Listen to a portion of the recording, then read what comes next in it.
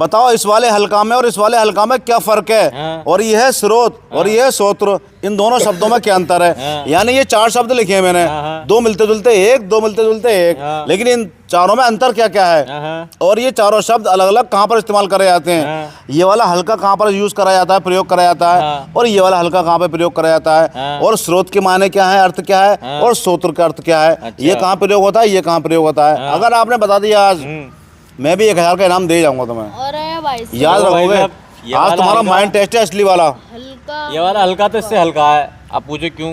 क्योंकि इसमें भाई साहब आधा ला है, इसमें पूरा ला है।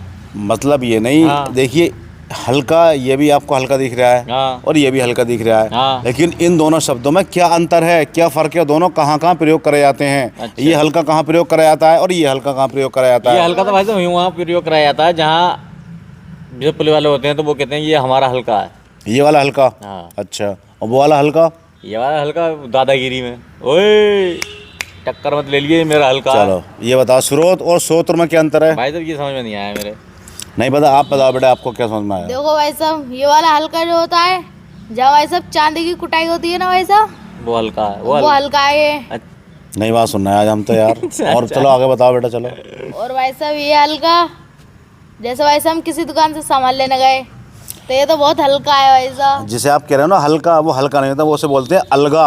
अलगा। जो चांदी 100 ग्राम चांदी की पत्तियां होती हैं, क्या बोलते हैं, अलगा। अलगा। हल्का बोले भाई अलगा। साहब, अरे। हम कह रहे हैं चक्कर क्या, आप जो सुनो, तुम अपना दिमाग खर्च मत करो, मैं तुम्हें बताता हूँ इनमें क्या अंतर है। क्या अंतर है? ये जो हल्का है, ये वो आता है वजन में कम, अच्छा वजन में हल्का। अच्छा अच्छा। कोई चीज़ हल्की हो, कम हो, कि भाई अरे बड़ी हल्की पेंसिल है भाई ये। हाँ। और ये जो हल्का है, आपने उल्टा बताया, ये होता है इलाका।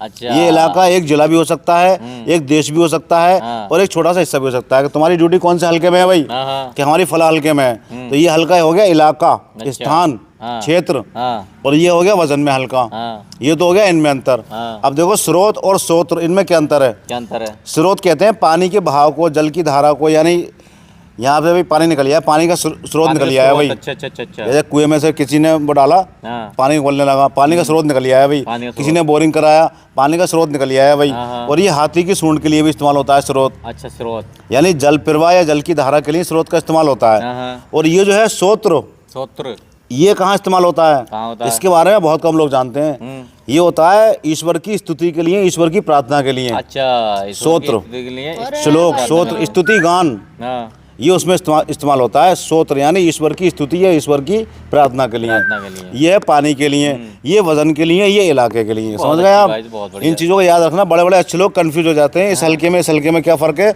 स्रोत में और सोत्र में क्या फ़र्क है। हाँ। इसमें तो ज़्यादातर लोग कंफ्यूज हो ही जाते हैं, इसका तो पता ही नहीं होता लोगों को अच्छा भाई। कि स्रोत और सोत्र में तो भाई फ़र्क क्या मेरे है। को समझ में नहीं आया ये। हाँ, इसलिए आगे ध्यान रखना। चलिए चलो, ठीक, आपने समझा दिया। ठीक है भैया।